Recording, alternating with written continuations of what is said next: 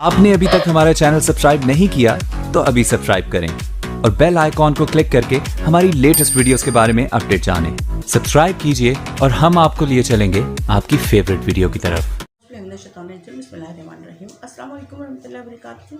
मैं हूँ मिसेस कौसर और आप देख रहे हैं मेरे YouTube channel Mrs Kausar channel. मेरी जो वीडियो है आज जो है वो चीन में इस्लाम से मुताल्लिक़ है।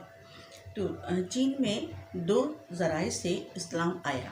एक तो ताजिरों के ज़रिए जो समुद्र पर सफ़र करके वहाँ पहुँचे, और दूसरे सौदागरों के ज़रिए जिन्होंने ज़मीनी सफ़र इख्तियार किया। यानी कि वो ताजिर या वो सौदागर जिन्होंने ज़मीनी सफ़र इख्तियार किया, या वो ताजिर और सौदागर जिन्होंने समुद्र का सफ़र इख्तियार किया।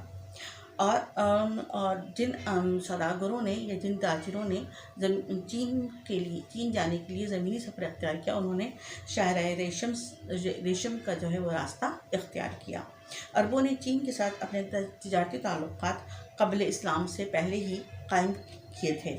हमारे प्यारे नबी सल्लल्लाहु अलैहि वसल्लम के मामुओं में से एक मामू जिनका नाम वहब था, वो तिजारती मकसद के लिए अक्सर चीन आते जाते रहते थे।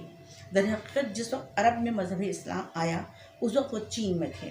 वो कुछ साल बाद जब अरब वापस आए तो इस्लाम से मुतासिर हुए और नबी करीम सल्लल्लाहु अलैहि वसल्लम के हाथ पर उन्होंने इस्लाम कबूल कर लिया। कुछ अरसे बाद अपने तिजारती मकसद पर जब चीन गए तो उन्होंने वहाँ इस्लाम का पैगाम फैलाया, यानी कि वो इस्लाम के दाई बन गए, दावत देने वाले। ये दावा भी किया गया है कि उनकी कब्र मुबारक चीन के कदीम शहर कैंटन में है। एक अंदाजे के मुताबिक चीन में 35 से 40 लाख मुसलमान आज भी आबाद हैं। उनमें से ज़्यादातर चीन के सूबे सिंकियांग में हैं, लेकिन बेशुमार मुसलमान ग्रोह ऐसे हैं जो चीन के मुख्तलिफ इलाक़ों में बिखरे हुए हैं। तो इस तरीके से चीन में जो है वो मुसलमानों की आबादी भी मौजूद है। उम्मीद है आपको पसंद आएगी वीडियो। अल्लाह हाफ़िज़।